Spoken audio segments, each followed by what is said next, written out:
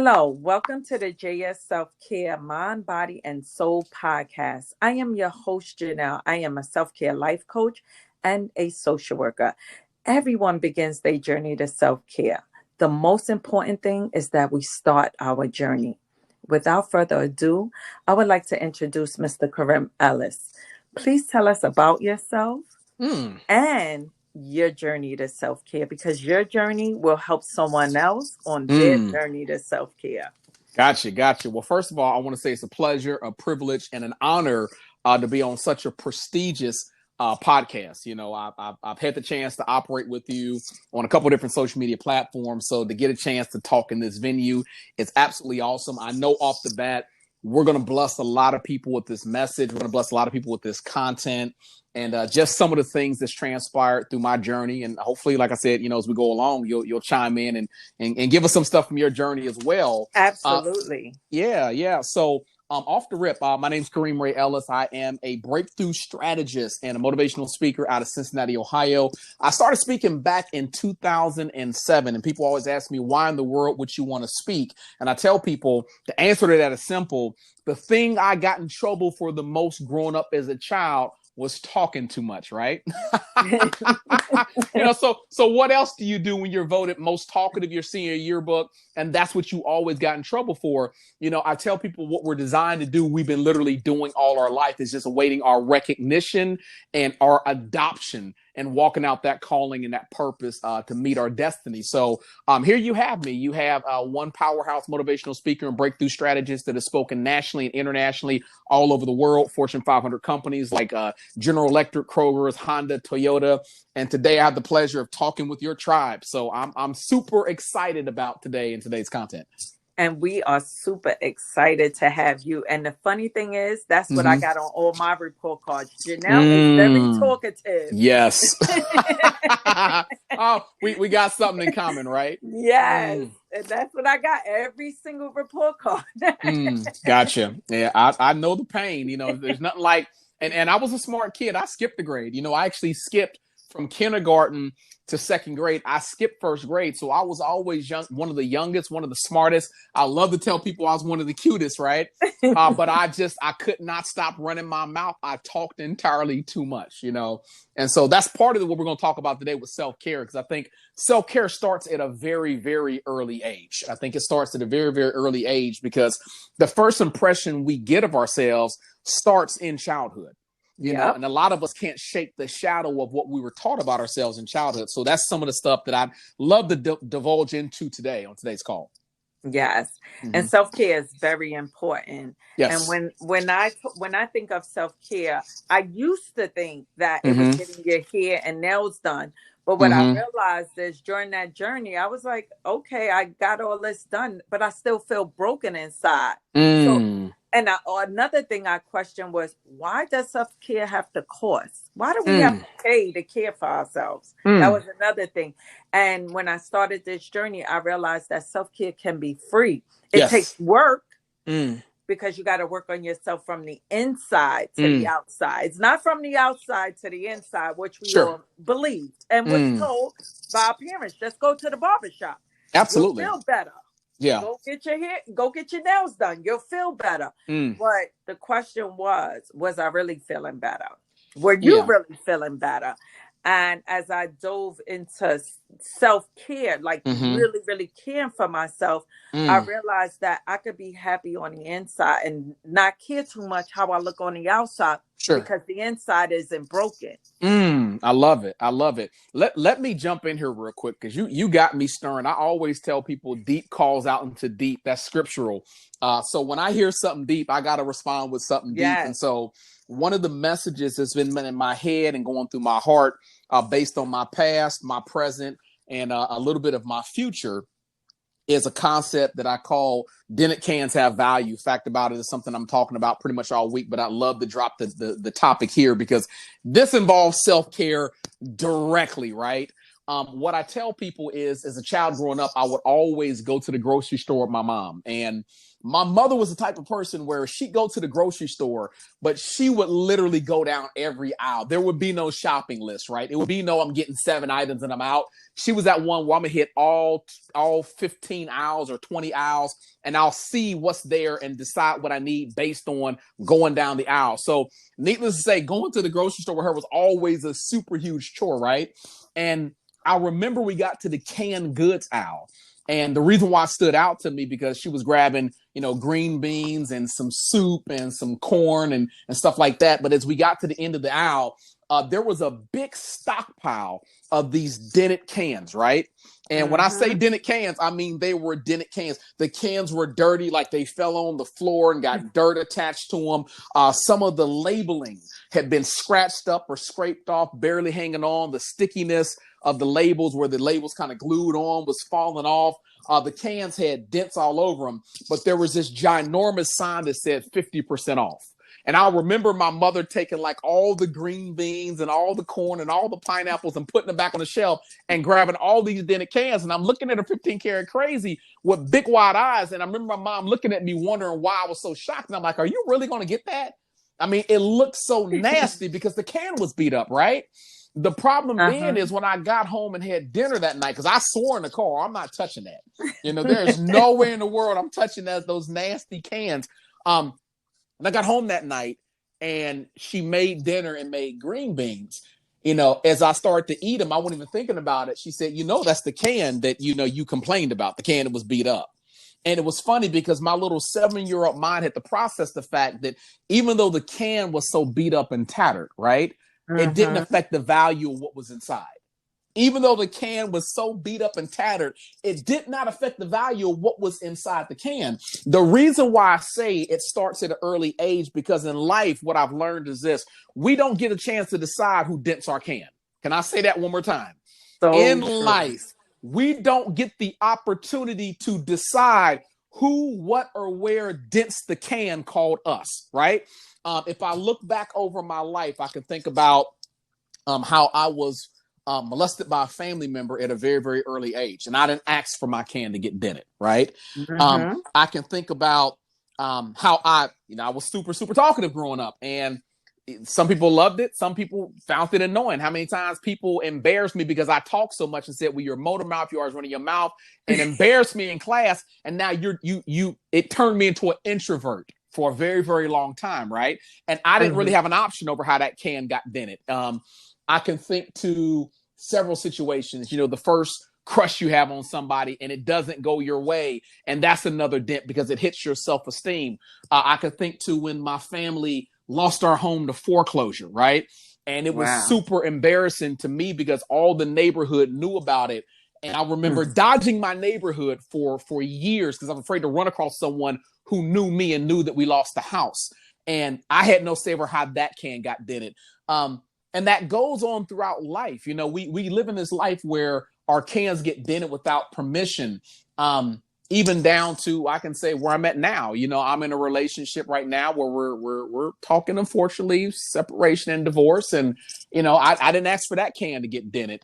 The problem we have to get at is this, or the solution we have to get at is this, is we have to understand that even though the can is dented, the value inside is still there, right?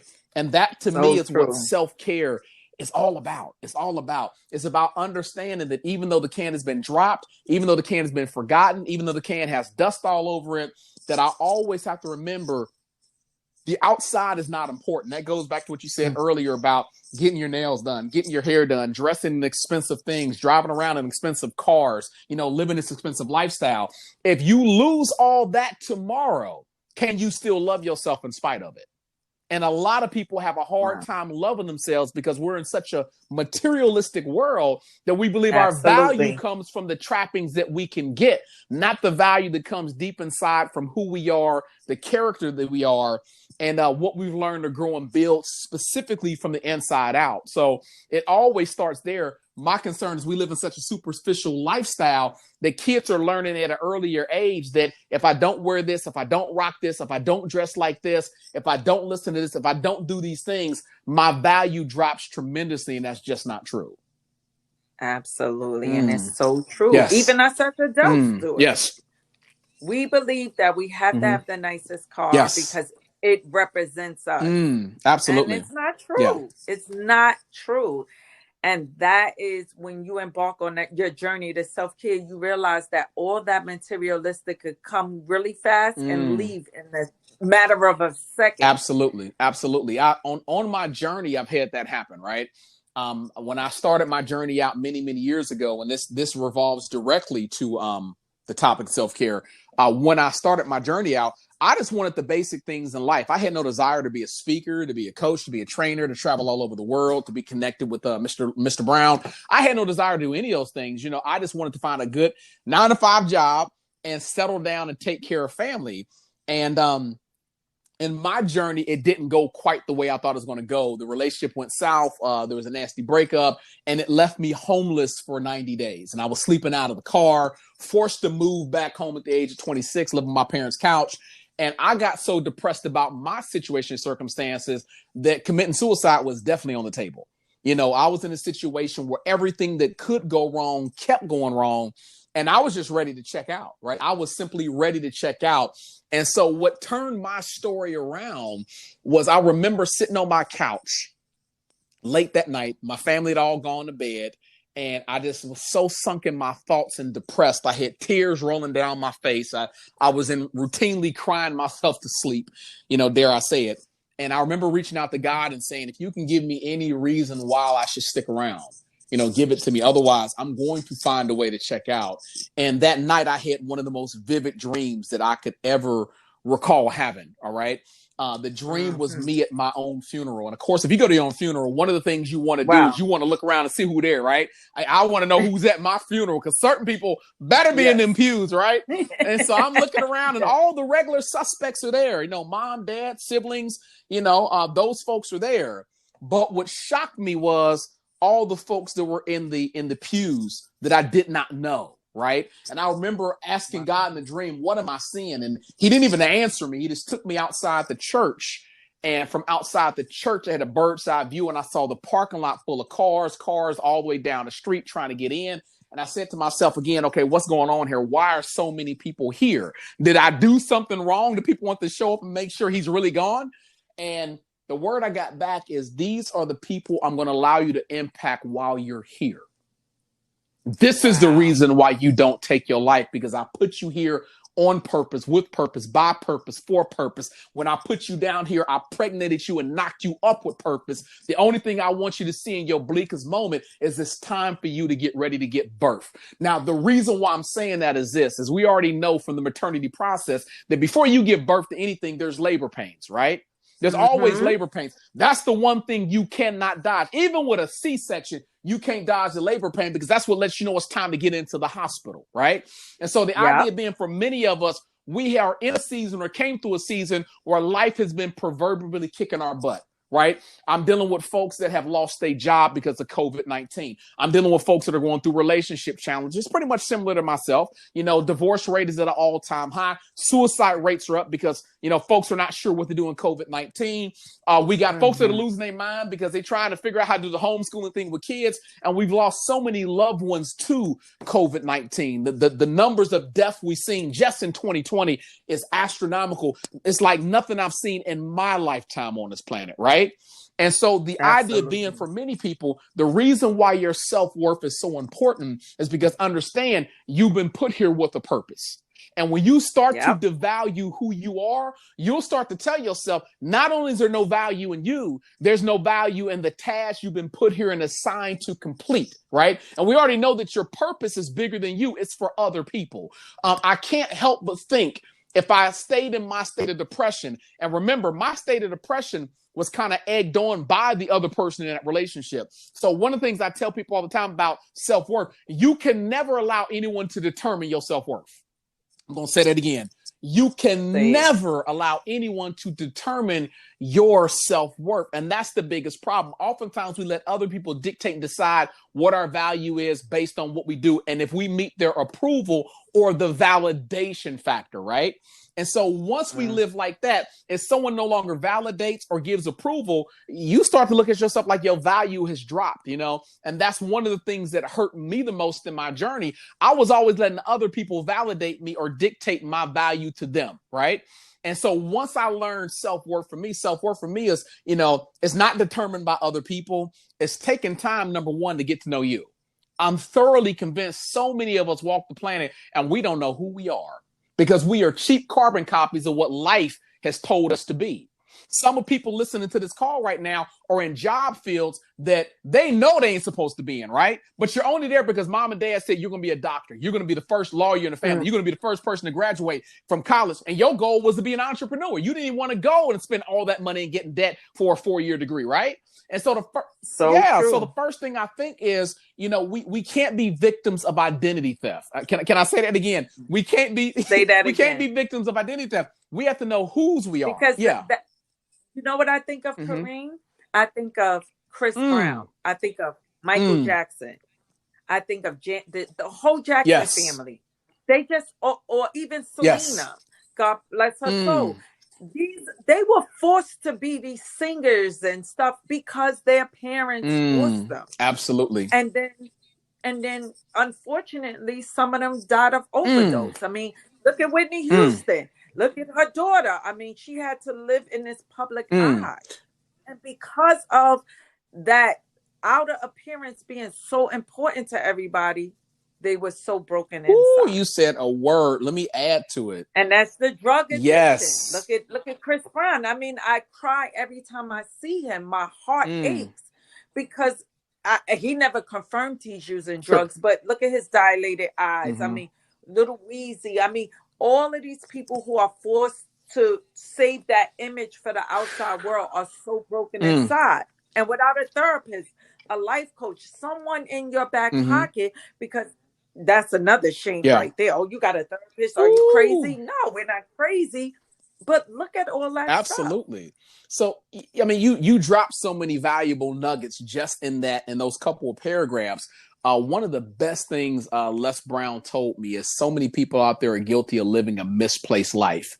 And what hits my spirit on what you said, when you live a misplaced life, there are consequences for living a misplaced life.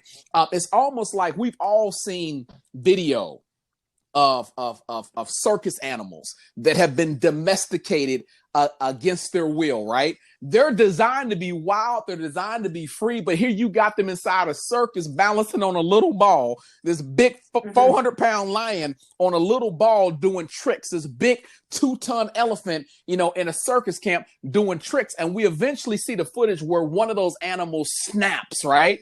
And we're horrified because someone gets trampled, someone gets killed.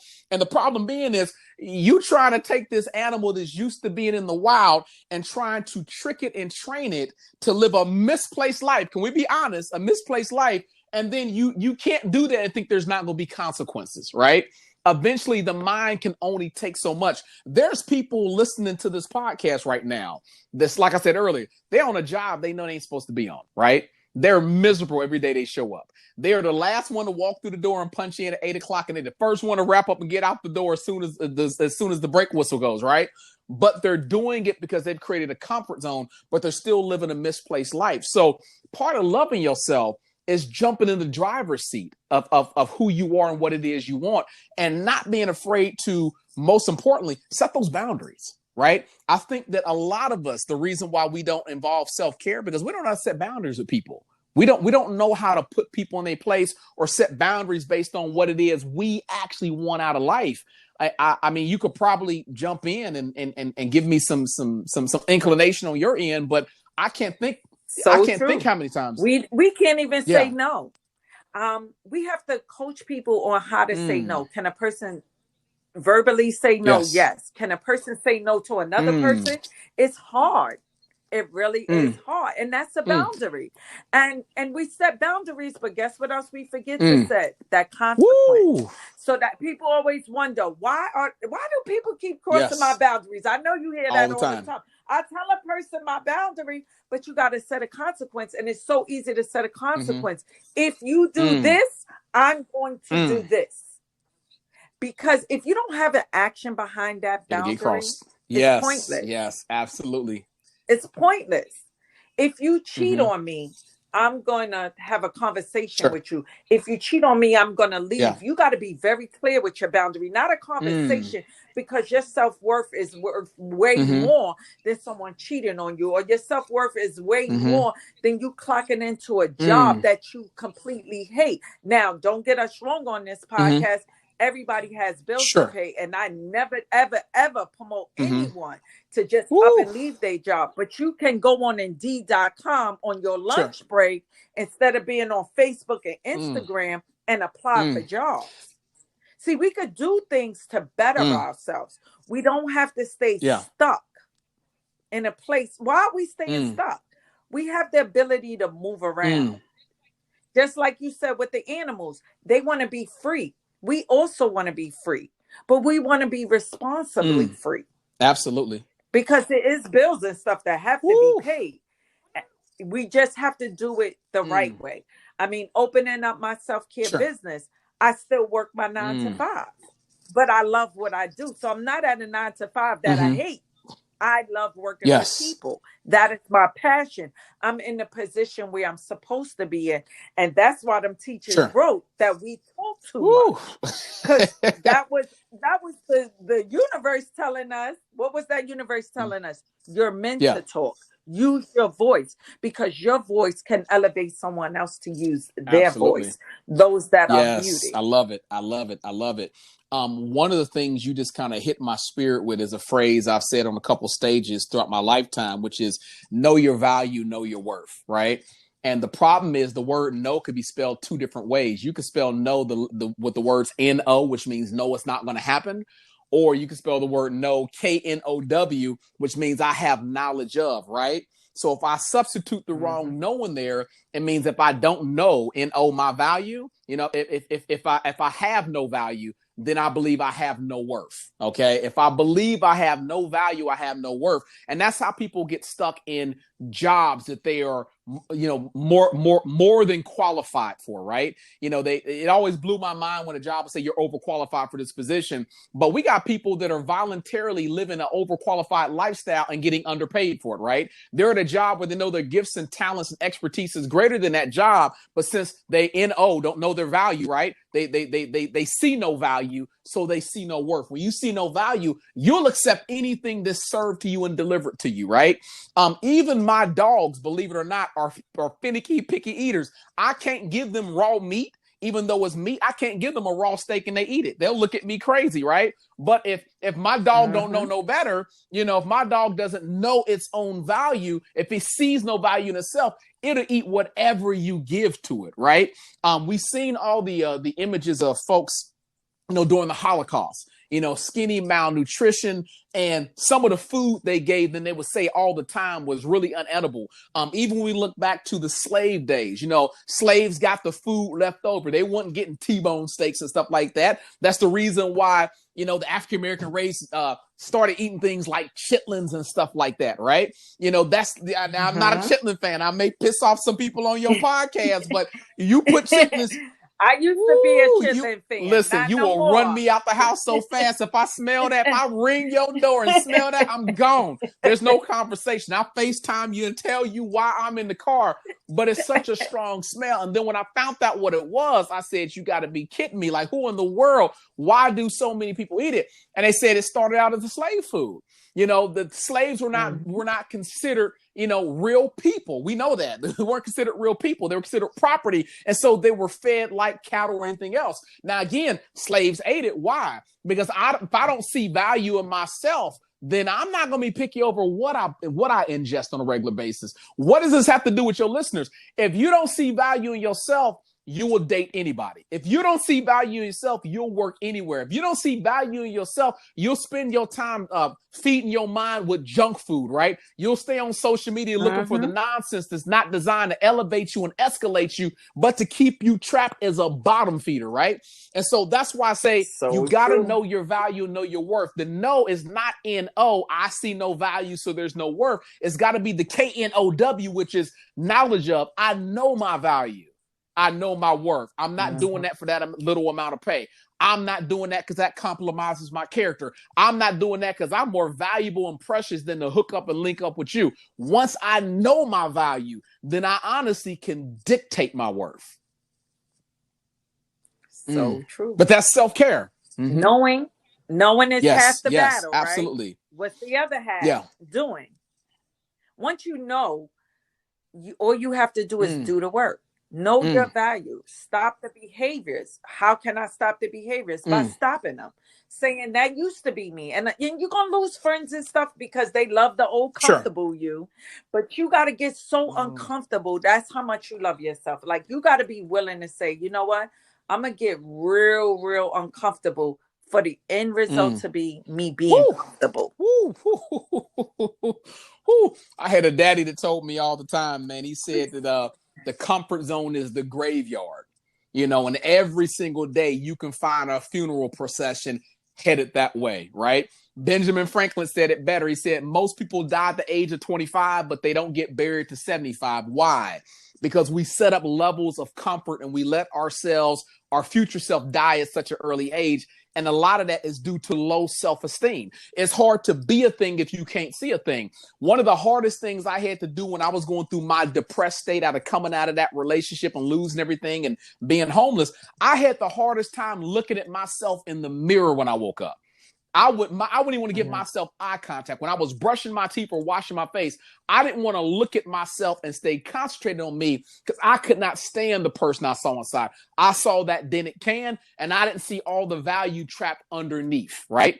All I saw was all the hurt and the pain, but I didn't see all the value locked underneath. So I tell people one of the best ways to boost your self-esteem besides knowing yourself, setting boundaries, taking time to know you and loving yourself is, man, the company you keep on a regular basis. Jim Rohn said it best. He said, your life will mirror that of the 5 people you hang with the most. So I had to learn to stop hanging around folks that were full of drama every 5 seconds. I had to learn to stop hanging around folks who didn't value themselves. One of the lessons I have to tell my daughter at an early age, you got to watch some of the company you keep because you out there, if you happen to go out there and hang with a couple of fast girls, don't be confused into thinking that the guys out there looking to court y'all ain't going to look at you like you fast too. Right? So you become what you hang around. It begins to rub off on you. And before you know it, your personality is affected and how you see yourself is affected. So a lot of success also involves modeling. We know that as adults, the parenting style, the lifestyle typically is based on modeled behavior from what we grew up and saw. If I didn't see a lot of loving affirmation going back and forth, or I didn't see my parents, showing me the proper model of how to love myself, man, I'm out there, trying to figure it out with a notepad on my own, and that's one of the hardest things to do, right? So So again, it's hard to be what you can't see. So making sure you have the right people that you're watching on a regular basis, that also plays a big part in learning how to love yourself. Your circle will attract your tribe. Absolutely. If you grew up with parents that were, I hate to say it, I'm gonna be honest, they were pushovers, or I suffer from people pleaser syndrome, where I always was trying to please people without putting up boundaries. My boundaries get ran over, the fence can get knocked down, the gates can get raided. Why? Because I'm trying to please. But that was the modeling behavior I grew up seeing from my mother. My mother was a people pleaser, and she rarely had boundaries she put down to put people in check. So it's always encouraging to know that some of the way we love ourselves is based on negative modeled behavior, which is something we always got to pay attention to.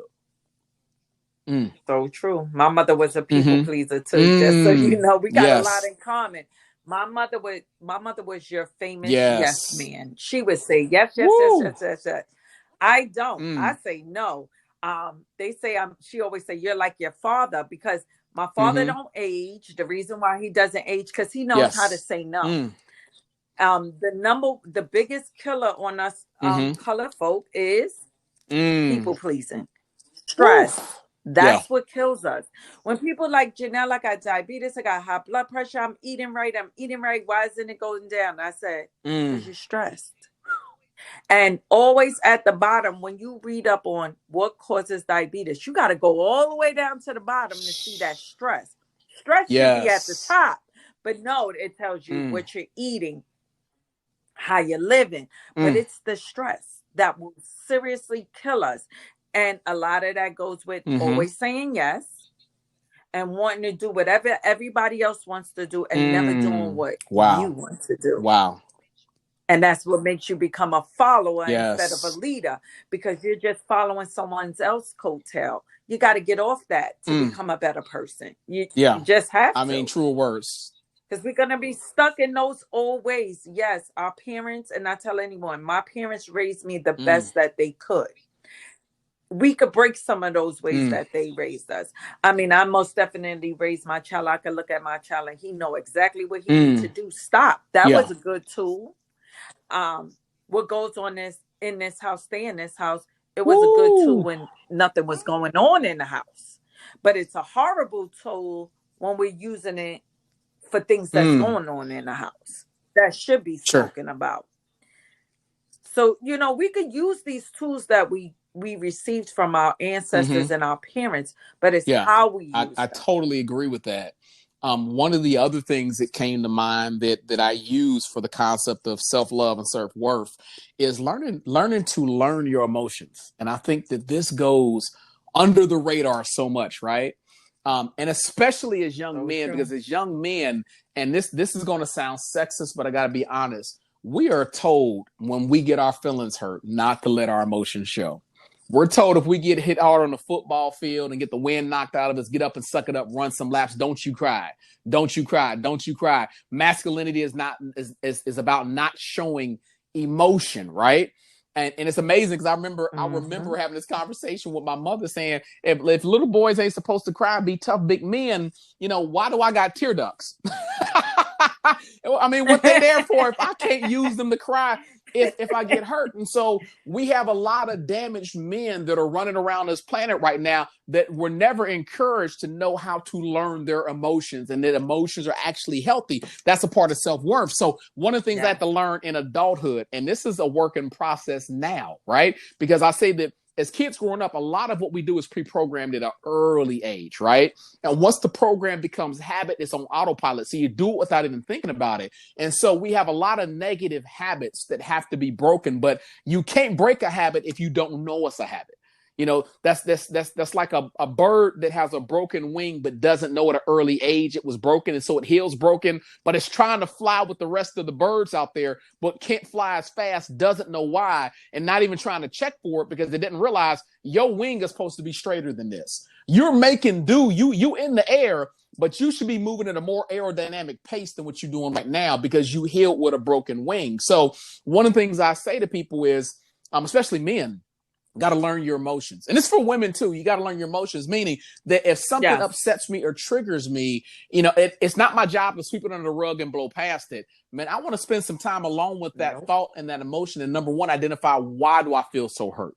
Why do I feel so angry? Why do I feel so betrayed? Why do I feel so upset? And then be honest about it, right? Because when we're honest about how we feel, especially based on how we've been treated, now we can set boundaries in place. The first time it happens to you and you don't check it because you're ignorant, it's on you.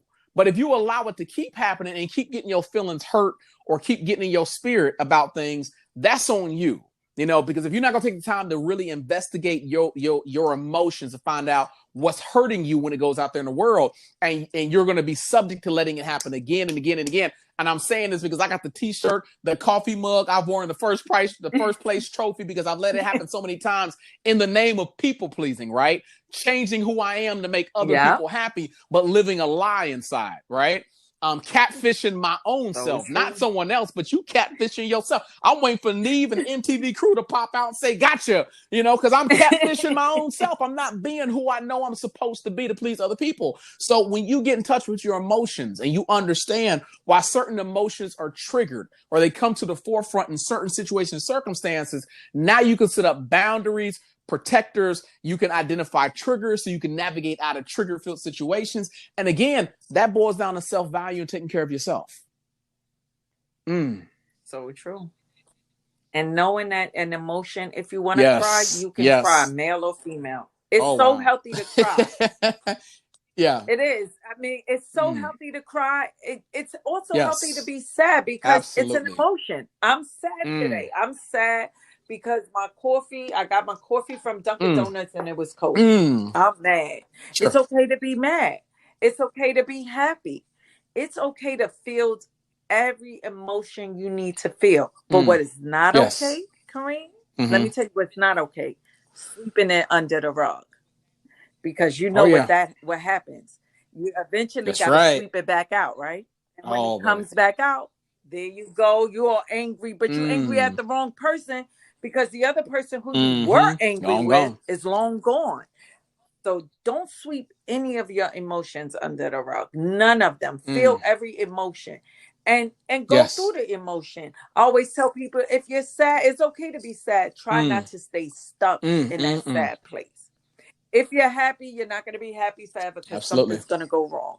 You're going to go outside. Your tire's going to be low. You're going to go outside. You're going to have to rush somewhere. Now you got to stop and get gas. It's things. Life is going to hit us. Most definitely, we cannot control life hitting us. But what we can control is how we deal with life when it does hit us. The key to that is waking up every day and doing your best to put yourself in what we call PMA, which is a positive mental attitude, right? I've had stages of my journey where I've been so negative based on life situation and circumstances that if you lock me inside a dark room, oh brother, I would mess around there and develop. Just like a photo, I'd mess around and develop because I had so much negativity based on situation and circumstances, right? So part of self-love is how you address yourself, and having a positive mental attitude, that's a decision, right? That is a little decision that I'm going to get up, and this is the mindset I'm going to adopt and adapt throughout the whole 24 to 48 hours of this physical day, right? My job is not to take anything over seriously. My job is to know that my job is to be all that I can be, and all that I can be has to be enough. It has to be enough for the day. So one of the things I always say is, do you have a PMA? And that's a challenge for me. That's a challenge for a lot of people coming out of COVID-19 because so much has happened as a country. We've been through so much, in the last, year or so, year plus, right? We've all been through so much. So it's harder now to have a PMA than ever before. But, again, when we talk about self-value, then self-value is about protecting yourself. And that's what I kind of want to segue into, because a lot of times we don't know how to protect ourselves. One of the greatest things I heard in the boxing world is when you go out into that ring and square off against your opponent and that bell says ding, ding, your job is to protect yourself at all times until the round is up. If you drop your hands and get punched or get sucker punched or get knocked out because you dropped your hands, that is totally on you. You're not going to get apology from the other fighter because the rules are established that you must protect yourself in the ring at all times. I'll tell you where else you got to protect yourself at. You got to protect yourself in this thing called life, right? You have to protect yourself at all times because, again, not everyone you come across is going to be your friend. Not everyone you come across, their job is to put a big smile on your face. There are some people that's going to put on the boxing gloves and want to knock you out just because they saw you walk into work today with a smile on your face, right? Just because you walked in with your favorite donut and you listen to your favorite song on the car, you've been diddy bopping all the way there. Just because it looks like you're in a place and space of happiness and greatness, I'm going to put on the gloves and sock you as hard as I can just because you happy right now and I'm not. Which means that when I put the gloves on, I have to identify negativity and be able to shift, step around, uppercut, jab, or block as needed. And sometimes that negativity comes from the folks closest to you. One of the things I put on Instagram today, off of a less talk, was Jesus was betrayed by one of his own. And a lot of people don't figure that out. And for you to betray somebody with a kiss, that means I don't know about you, but you can't walk up to me and give me no kiss and I don't know you. It ain't gonna work that way, especially in COVID-19. You can't get close enough to a brother to put your lips on me to betray me with a kiss. You might get swung on before you get within that distance, right? So that betrayal came from someone that was in his camp, right? A lot of times the worst betrayals we get come from someone inside our camp. It's someone we believed in, someone we trusted. Yeah. So again, this is why I say, you got to stay protected at all times, right? You got to know how to put the gloves on and fight, when it comes to your life, when it comes to your value, when it comes to your self-worth, because you literally don't know where the attacks come from. But every attack that has left me on the ropes, every attack that has had me on the canvas of life where they're counting 8, 9, and I'm almost not getting up, it never came from outside forces, always came from someone inside the camp closest to me. So you always got to be willing to protect yourself at all times. The more success. And the way to do that, the way to protect yourself is, like I tell people, stop expecting people to exit left. Why don't you exit left? I don't understand why we stay and stay and stay.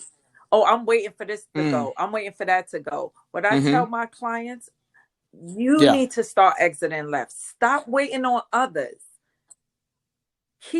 And listen, I'm quick to go. This is not for me. I'm going to go left. You can stay right there. You can sit right there and talk your mess or do your mess. Now, I can be upfront when I say this, right? I want to be really, really transparent with it. The reasons why I didn't move quick enough in the scenario you gave me, number one was always procrastination. Trying to overthink the scenario instead of seizing the opportunity to just make the move. You know how bad the situation is now at the job. You know how bad the situation is with the people. You know how bad the situation now is on the home front, but you keep procrastinating because you think something is going to miraculously get better if you keep waiting and waiting and waiting, and all you do is dig in a deeper ditch. So number one was procrastination. Number two is fear. And fear is a powerful drug, right? Yep. Fear can keep you paralyzed. We know the stories about fear trapping a deer in the headlights as an 18-wheeler truck is barreling down on it on the highway. Common sense says, get out the way. But the deer literally freezes up in fear to paralyze the move. So a lot of times the second concept is fear. A lot of times we fear, and we fear the unknown. We fear what we don't know. We have knowledge of where we are, but we don't have knowledge of what's on the other side of the horizon. And so we're fearful. So we stay stuck. And then the last thing is comfort, right? And I said it earlier, the comfort zone is the great life graveyard that every person eventually gets sucked into if they're not careful.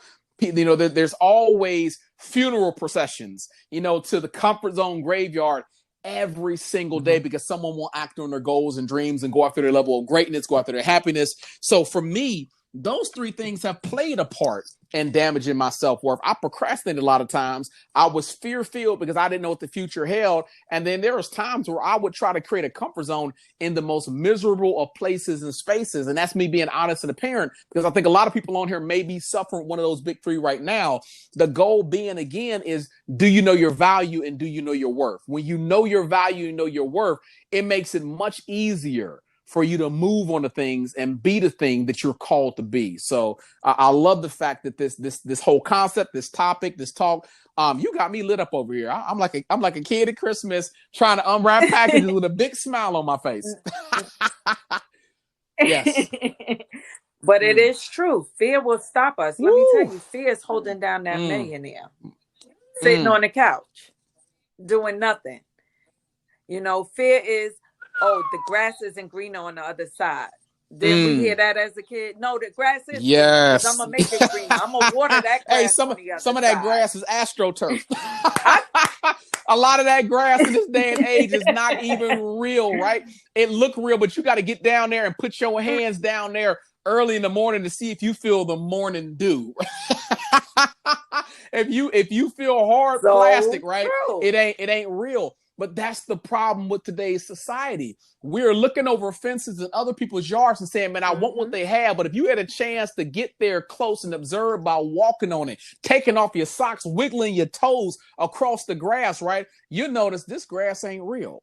There's a lot of folks that's not real. So, we got to be careful about the grass is greener because we chasing stuff that ain't even actually real in this day and age. That's a podcast all for itself. Yeah. Yes.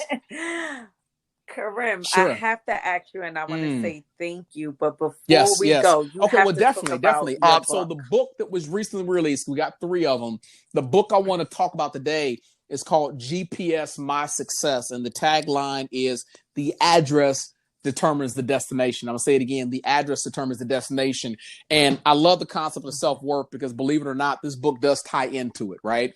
When the book was produced, the concept revolved around vision. One of my favorite scriptures in the book of life says, write the vision and make it plain. So that means that I have to have a vision for my life, right? And when I say vision, I'm not always talking the broad spectrum. So often we look at our purpose, our calling, what we're assigned to do, what we want to do with our lives, our jobs, our family, things like that. But vision gets down to the meat and bone of who you are, right? Vision is the breakdown of, again, your self-worth, who you are, right? Because we know before from our conversation earlier, if you don't know your value, you'll settle for anything. If you don't know your name, you'll answer to anything. I'm laughing because I think about my dogs when I first got them. Yeah, when I got my dogs for the first time as I'm puppies, laughing too. I gave them names, but since they didn't know the name, they weren't even answering. They're looking at me stupid. I'm like, Apollo, come here. And this is simply looking stupid. So if you don't know your name, you oftentimes miss your opportunity. Or if you don't know your name, you'll answer to everything. Hey, dog, come here. And the dog will come, right? Because they ain't learned their name yet. So vision also dictates, man, how we see ourselves or our self-worth. So the book teaches 5 powerful concepts about vision. It talks about setting an address, which is about knowing where you want to go in life, right? How to follow your vision and not everybody else's. Number 2, it talks about moving with clarity. The opposite of clarity is confusion. And most of us walk around here operating out of a place of confusion. We're in relationships or we're at jobs. We've entertained things we shouldn't entertain. Why? Because we're confused about ourselves. If we can see ourselves clearly the way we're designed to be by the Father, some of the maneuverability becomes super easy. Think about it like this. It's like driving on a road in heavy, heavy rain, right? When it's lack of clarity and you're on the highway, you have to really struggle to see where those meridian lines are at, right? So you don't go veering into someone's line. But on a bright, nice, sunny day like today, getting on the highway is easy because you can see all 4 or 5 highway lanes easy, right? You know where the lanes are, you know where to be, you can see all the traffic. So the more clear you are, the easier it is to move forward. The third principle we talk about is about connectability, right? And that simply means that if you want to be super successful in life, you have to connect with the right people, but you also got to be clear about the dead zones. You got to know about the people, places, and things that you get around where you lose your signal. And if you're not carefully, you can mess around there and lose your way. And I say signal because, GPS works on Wi-Fi technology, right? So we've all been in that car and it hit that dead spot and lost our signal and go, okay, I don't know what to do next, right? And then the last 2 principles we talk about in detail is about checking the history log and recalculating. And recalculating means that there's more than one way to get to your finish line, meaning that even though things didn't go right for you today, it doesn't mean that it's not going to go right for you tomorrow. There's a principle I live by that says temporary delay is not permanent denial. I'm going to repeat that for someone who dropped their phone by accident or who someone walked in the room and caught them off guard. Temporary delay does not mean permanent denial. Just because it didn't happen for you today doesn't mean it's not going to happen. Okay. So when we talk about recalculating, we mean it's more than one way to get to your finish line. Okay. And then last but not least, we say check the history log, because obviously if you look at any GPS, you look at any GPS history log, it lets you know the addresses the owner has been going to on a regular basis. And so the question I ask most people out there, are you guilty of cheating on your goals and dreams because you've been chasing everybody else's agenda? Most of us are guilty of spending 40 hours a week chasing someone else's dream seed versus spending 40 hours a week planting, watering, and growing our own. That dream you want, that goal you're going after, the greatness you're trying to unveil, it ain't going to happen by itself. It's going to take work. So you got to make sure that the addresses you're going after on a regular basis are addresses you intended to put there purposely, not the addresses you put inside your GPS by default. So true. Yes. GPS your life to success. And we can do it. We can do it. I mean, it's obtainable. It's not like it can't be done. When we need to reroute, we reroute. It's not going to kill us. The most important thing, as Diddy say, can't stop, won't stop. And if you keep going, I mean, you you'll be dropped good to some go. powerful nuggets on self-worth. And here's the thing. most of us learn our self-worth by having to recalculate. It's us going down the wrong road and figuring out this ain't the road I'm supposed to be on, and then recalculating and going a different direction to say, okay, I understand who I am at this point in time, right? I know a little bit more about me. It's hard to love something you don't know about. Can I say that again? It is so hard to love something you don't know about. That's like me going to a family reunion, meeting a bunch of cousins I ain't never met before, and trying to force myself to love them, but I don't have a relationship with them, right? That's like the person saying, I love you on the first date. Bruh, back up. We just met, right? Sis, hold on, slow down. We just met. It's been one date. How do you love me? You know, you don't know me. We don't have a relationship yet. You're still getting to know me, right? And so if we know it works like that in the outside world, we would think that's so crazy. If someone went out on a date with you and said, I love you on the first date, you go, excuse me? If we think that's so odd and crazy like that, you understand the same thing works if you don't know yourself. If you ain't had a relationship with yourself, how can you love yourself? So absolutely. I'll say it 3 more times. If you don't know yourself, I'm going to repeat it. If you don't know yourself, meaning you haven't engaged in relationship with that gift called you, how can you love yourself, right? Most of the people I see that are abused out there, or even the situations where I've been abused, right? It's because I didn't love myself. When you love yourself, that's when you start to set up boundaries, borderlines, and you put the canines in the front yard, right? There you go. This shall not pass because I love myself. And if I wouldn't do this to myself, why do you think I'm gonna let you do it to me? So again, that revolves around the concept of self-worth. Have you spent time getting to know who you are? We live a life where we're so busy running these streets trying to learn everything about everybody else. When have you sat down and got to know you? Most people don't even know what they like to do outside the basic normal of what they've been doing on a regular basis every single day.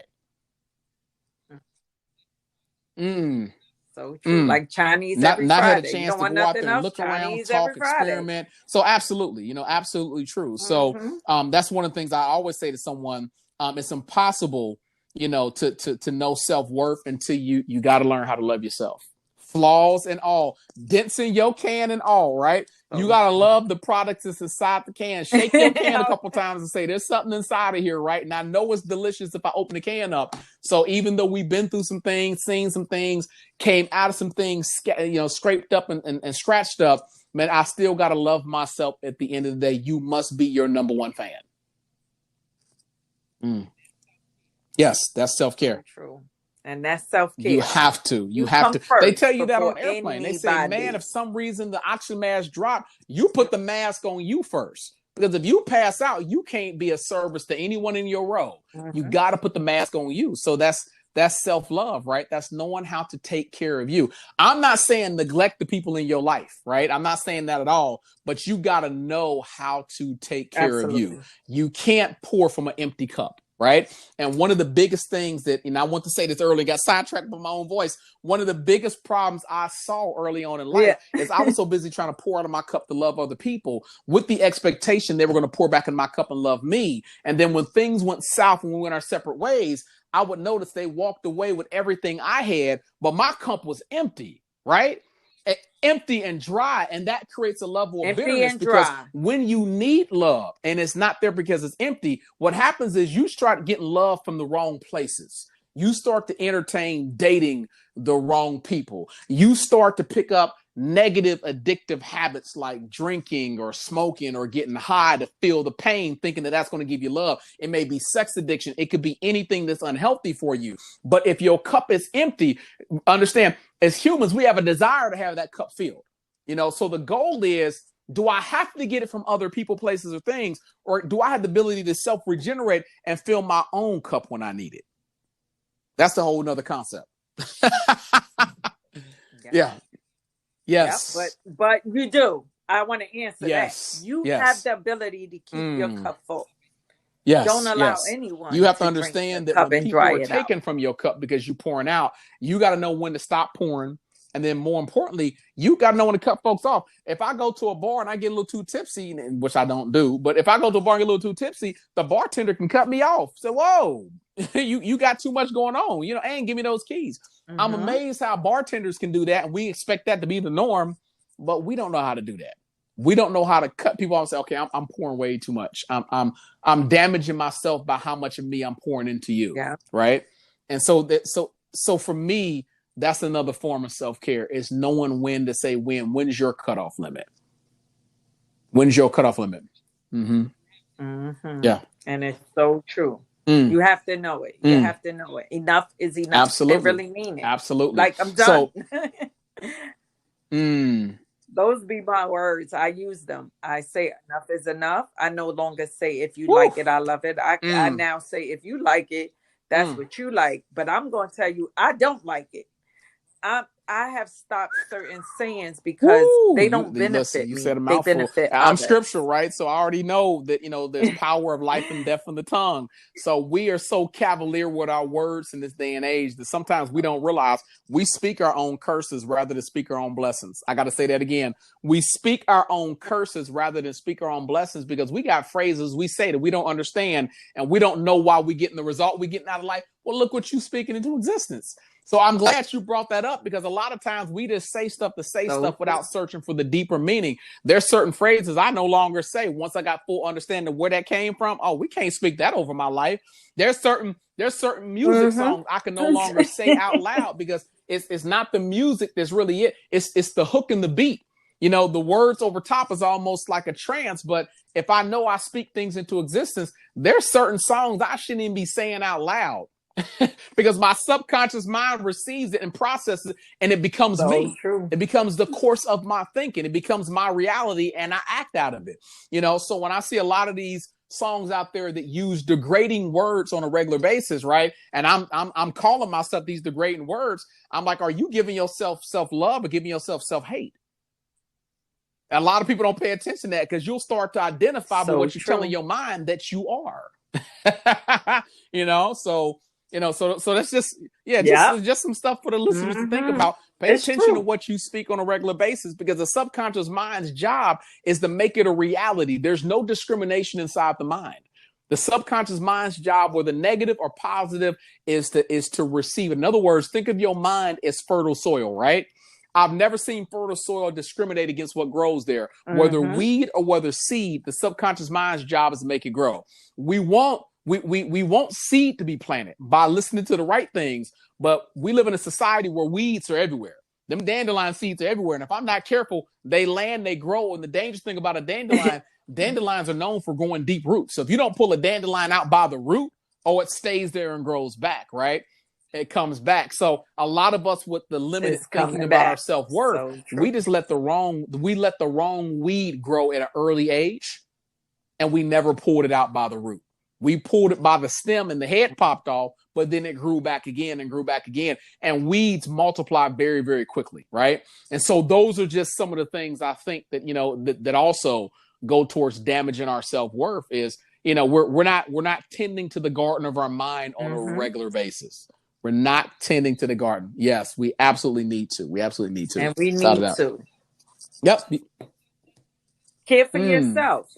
Ask yourself, does that feel good? You can ask yourself, what that person did to me, how did I feel? Talk to yourself. You're not crazy. There's no such thing as crazy. We just use the word, but you're not crazy. Have a conversation with yourself and say, did I like that? No, I didn't. Why didn't I like that? Because it hurt. Will I allow that to happen to me again? No. What would I do? I will set a boundary and a consequence. Yes. So it doesn't happen. So Karim, can you please tell us, sure, if a listener is listening to this podcast and something resonated with a listener? Gotcha. So I'm going to do two things here, because I forgot to tell them where they can get the book at. So G.P.S My Success, you can get that on Amazon.com right now. It's for $19. If you want the ebook, you can get it for $7, right? So G.P.S My Success, or just type in Karim R. Ellis, Karim, middle initial R, Ellis, Ellis. If you want to connect with me, I am on every social media channel from LinkedIn to Facebook to Instagram. But as it is right now, I'm on Instagram and Clubhouse more than anything else. If you want to connect with me on Instagram, obviously where you're going to see this pop up at, you want to look for Karim Ellis 1. Karim Ellis 1 on Instagram. Okay. And then if you're on Clubhouse, my tag handle is Karim Ellis on Clubhouse. On Clubhouse, we get into some deep-rooted conversations on Clubhouse. There's a lot of knowledge that I'll get on there and kick off. So I'm all about educating and giving value. If you're interested in the Monday night motivational calls from, Mr. Les Brown, who I'm the host of the show in this season, send a text message. Send a text message to this number. Send GPS 2020, GPS 2020 to the number 484848, and we'll auto send you information about those Monday night motivational calls. We'll give you the call-in number and the access code, so that way you get on there every Monday night. Start your week with inspiration, motivation, and most importantly, greatness. And then the last thing I'll say is this, is I always want to be able to plant seed, right? Especially on prestigious platforms like this podcast. So for the first 10 people that catch this podcast, and I'm only doing it for the first 10, right? If you reach out to me and connect with me on Instagram at Karim Ellis 1, send something to my DM saying you heard this podcast, and I'm only doing it for the first 10 people, I'll actually email you a free copy of G.P.S My Success, the full book. Only for the first 10, though. Only for the first 10. After 10, you cut off. I don't care if you 11, 12. I don't care if you say, hey, I was at work and I didn't know, opportunity is bested by those that are ready for it. So I can't be in charge of when you come across opportunity, but I can help promote opportunity to those that are here in the now. They're paying attention and they're ready to go. I tell people all the time, when opportunity presents itself, you better move. Mm-hmm. Yeah. And also I will have his information in the show notes, all of his links to Instagram, so that you could DM him and you could be one of the first 10 people to obtain his book. And the book is a great book, GPS to My Success. So I want to thank you, Karim. But before we end, I always ask my guests if you could share one thing, one quote, what would it be to the audience? Man, I'm going to give a Les quote, because that's the mentor in this season. Someone's opinion of you doesn't have to be your reality. Someone's opinion of you doesn't have to be your reality. And what that means is simply this: when you accept the opinions of those out there, it automatically affects your self-worth.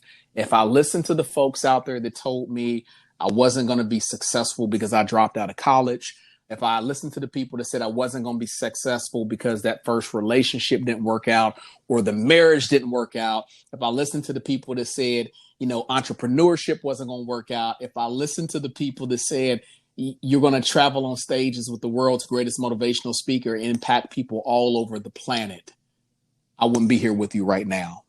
The thing that I did is I heard the opinion, but I did not let the opinion become my reality. You are the CEO of your life. Your life is a dictatorship. It's not a democracy. You reserve the right to hire and fire as needed. If you have anyone telling you less about you than you know of yourself, give yourself full permission to let them go. And you can put that on my mama.